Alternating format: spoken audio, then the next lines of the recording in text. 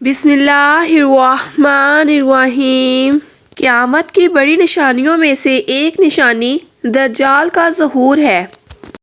قیامت کی چند چھوٹی چھوٹی نشانیاں پوری ہو چکی ہیں، جن میں اونچے اونچے گھروں کی تعمیر، بیوی کا غیر شوہر کے سامنے بننا سنورنا، مساجد سے دجال کا ذکر ختم ہونا، پانی کی قلت اور ناچ گانے کا عام ہونا شامل ہے۔ حدیث پاک میں دجال کو اس دنیا کی ابتدا سے لے کے انتہا تک تمام فتنوں سے سب سے بڑا فتنہ قرار دیا گیا ہے۔ ذرا غور کیجئے، قوم عاد، قوم سمود، قوم مالکہ، قوم یاجوج ماجوج جیسی وحشت ناک قومیں گزری ہیں، اور فرعون، نمرود، شداد جیسے شہنشاہ گزرے ہیں۔ اللہ پاک نے ان سب کو مختلف عذاب دے کے ہلاک کر دیا، لیکن ان سب کے حالات پڑھ کر اندازہ کریں کہ دجال کا فتنہ کیا ہوگا، جس کو سب سے بڑا فتنہ قرار دیا گیا ہے۔ بعض لوگ یہ خیال کرتے ہیں کہ دجال ایک نظام کا نام ہوگا، جسے دجالی سسٹم کا نام دیا جاتا ہے، لیکن ہم آپ کو بتاتے چلیں، دجال ایک انسان ہے جو کہ اس وقت بھی دنیا میں موجود ہے اور قید میں ہے۔ اس کی قید کے متعلق صحیح مسلم کی حدیث نمبر 7388 میں تفصیلی واقعہ موجود ہے۔ حضرت محمد صلی اللہ علیہ وآلہ وسلم ہر نماز کے بعد دجال کے فتنے سے اللہ تعالیٰ سے پناہ مانگتے تھے، تاکہ امت کو اس طرف رغبت ہو کہ وہ دجال کے فتنے سے اللہ تعالیٰ سے پناہ مانگے۔ رسول اللہ صلی اللہ علیہ وآلہ وسلم نے فرمایا، ہر نبی نے دجال کے فتنے سے اپنی قوم کو ڈرایا، میں بھی تمہیں اس سے ڈراتا ہوں اور ایسی بات بتاتا ہوں جو اس سے پہلے کسی نبی نے نہیں بتائی، وہ یہ ہے کہ دجال کانا ہوگا۔ دجال کے معنی جھوٹا اور مکار شخص کے ہیں۔ یہ شروع میں خود کو مسلمان ظاہر کرے گا، لیکن پھر نبوت کا دعویٰ کرنے کے بعد خود خدائی کا دعویٰ کرے گا۔ اصل میں یہ یہود ہوگا۔ دجال ایک آنکھ سے کانا ہوگا، دوسری آنکھ میں لالگی، سینہ چوڑا اندر کی طرف دھسا ہوا ہوگا، چوڑی پیشانی ہوگی جس پر کافر یعنی کافر لکھا ہوا ہوگا، جس کو ہر مسلمان پڑھ سکے گا۔ دجال کے ظہور کی سب سے بڑی نشانی یہ ہے کہ اس کے نکلنے سے 3 سال پہلے پوری دنیا میں قحط پڑے گا۔ پہلے سال میں زمین کی 1/3 پیداوار روک دی جائے گی اور آسمان سے 1/3 بارش، دوسرے سال 2/3 بارش اور 2/3 پیداوار روک دی جائے گی، تیسرے سال نہ بارش ہوگی نہ ہی پیداوار ہوگی، جس کی وجہ سے چوپائے ہلاک ہو جائیں گے۔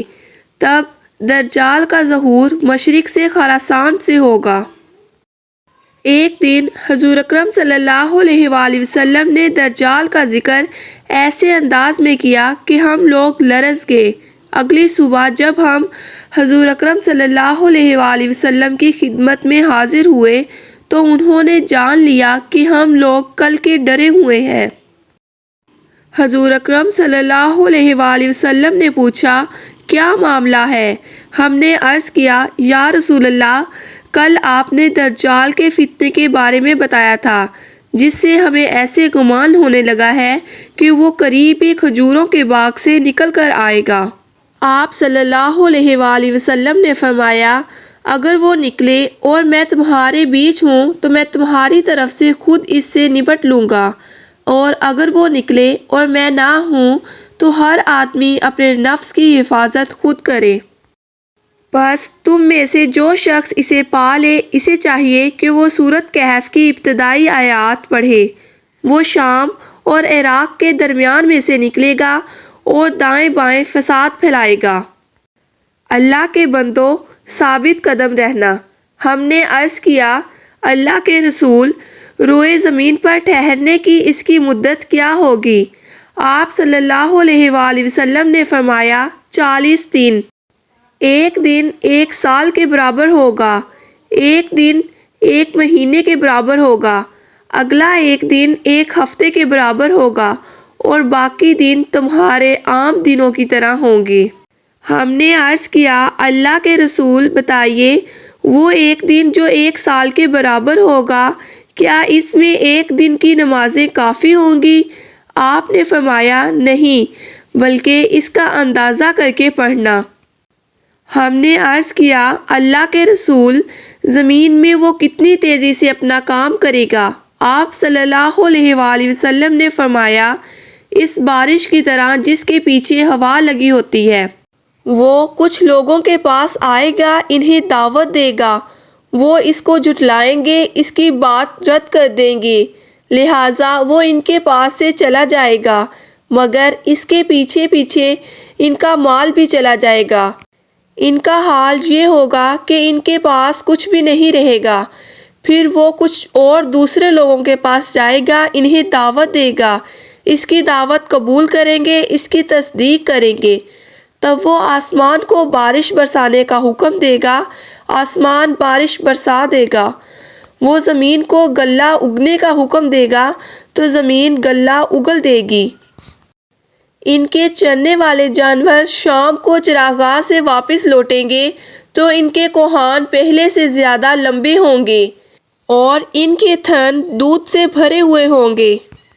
پھر وہ کسی ویران جگہ پر جائے گا اور اس سے کہے گا اپنا خزانہ نکال، پھر وہاں سے واپس ہوگا تو زمین کے خزانے شہد کی مکھیوں کے سرداروں کی طرح اس کے پیچھے لگ جائیں گے۔ پھر وہ ایک بھرپور اور مکمل جوان کو بلائے گا اور تلوار سے مار کر اس کے 2 ٹکڑے کر دے گا، پھر اسے بلائے گا، وہ روشن چہرے کے ساتھ ہنستا ہوا آ جائے گا۔ پس دجال اسی حالت میں ہوگا۔ اسی دوران حضرت عیسیٰ ابن مریم دمشق سے مشرقی جانب سفید منار پر زرد کپڑوں میں ملبوس 2 فرشتوں کے بازوؤں پر ہاتھ رکھے ہوئے اتریں گے۔ جب وہ اپنا سر جھکائیں گے تو پانی ٹپکے گا اور جب اٹھائیں گے تو اس سے موتی کی طرح چاندی کی بوندیں گریں گی۔ ان کے سانس کی بھاپ جس کافر کو پہنچے گی وہ مر جائے گا۔ ان کے سانس کی بھاپ ان کی حد نگاہ تک محسوس کی جائے گی۔ وہ دجال کو ڈھونڈیں گے جہاں تک کہ اسے باب لد کے مقام پر پا لیں گے اور اسے قتل کر دیں گے۔ دجال کے ظہور کے فوراً بعد 70,000 یہودی اصفہان میں آ کر اس کی تابداری کریں گے جس سے بہت زیادہ مسلمان گمراہ ہو جائیں گے سوائے چند مومن مردوں اور عورتوں کے۔ مردوں کی بنسبت عورتیں اس کی زیادہ تابعدار ہوں گی کیونکہ وہ بہت جلد کسی بات سے متاثر ہو جاتی ہیں۔ دجال کی طرف نکلنے والی عورتوں کی اکثریت ہوگی، یہاں تک کہ ایک آدمی اپنی ماں، اپنی بہن، اپنی پھوپھی کو رسی سے باندھ دے گا کہ کہیں وہ دجال کے پاس نہ چلی جائیں۔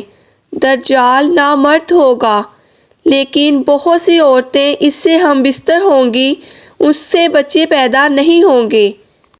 ان عورتوں میں زیادہ تعداد ان کی ہوگی جو بالوں کا جوڑا بنا کر سر کے اوپر باندھتی ہیں، لیکن پھر بھی دجال بے اولاد ہی رہے گا۔ وہ ہر ملک میں داخل ہوگا اور لوگوں کو اپنے فتنہ سامانی سے گمراہ کرے گا سوائے مکہ اور مدینہ کے، کیونکہ فرشتے اس کی نگہبانی کر رہے ہوں گے۔ وہ اپنے ماننے والوں کو جنت کے مزے دلوائے گا جبکہ نہ ماننے والوں کو آگ میں جلائے گا، لیکن اس کی جنت اصل میں جہنم ہوگی اور جہنم اصل میں جنت ہوگی۔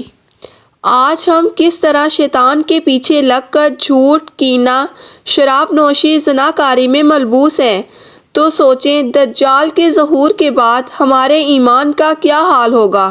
چنانچہ حدیث پاک کے مطابق اگر ہم چاہتے ہیں کہ دجال کے فتنے سے محفوظ رہیں، سورۃ کہف کی ابتدائی آیات یاد کر لیں، انہیں روزانہ پڑھیں، انشاءاللہ اللہ پاک نہ صرف دجال بلکہ دنیا کے ہر فتنے سے حفاظت فرمائے گا۔